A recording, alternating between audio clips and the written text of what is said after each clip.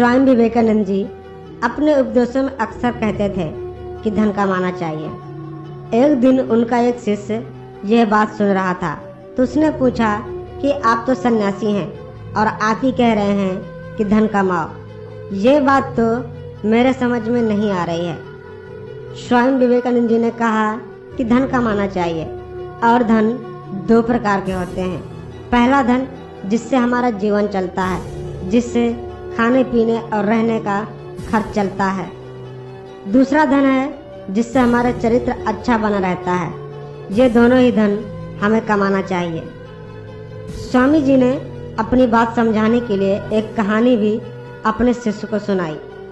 उन्होंने कहा कि एक व्यापारी अपने नौकर के साथ ऊँट खरीदने के लिए गया और उसने एक ऊँट पसंद किया। ऊँट खरीदकर अपने घर ले गया। घर पहुंचकर उस व्यापारी ने ऊँट की पीठ से गद्दी हटाई तो वहाँ एक हीरो से भरा थैली मिली। व्यापारी ने हीरे देखे तो वह समझ गया कि ये ऊँट के मालिक के हैं।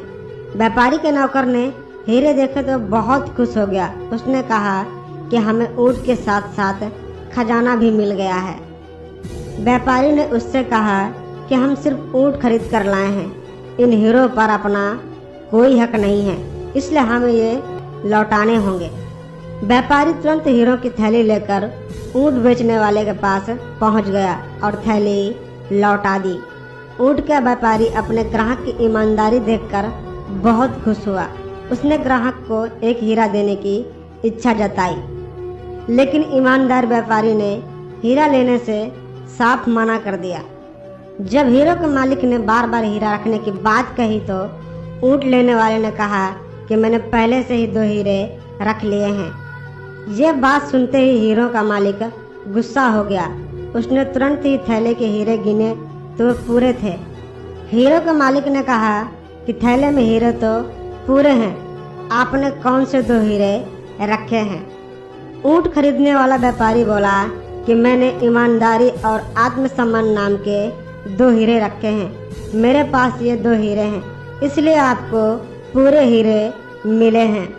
यह कहानी सुनाने के बाद विवेकानंद जी बोले कि ईमानदारी और आत्मसम्मान भी धन की तरह ही हैं, हमें इन्हें भी बनाए रखना चाहिए। सम्मान और ईमानदारी कमाना सबकी बस की बात नहीं है, इन्हें भी कमाना पड़ता है। जो व्यक्ति इन्हें कमा लेता है वो दुनिया का सबसे बड़ा धनवान होता है, और जो इन्हें कमा लेता है वो व्यक्ति जीवन में सुख शांति प्राप्त कर लेता है।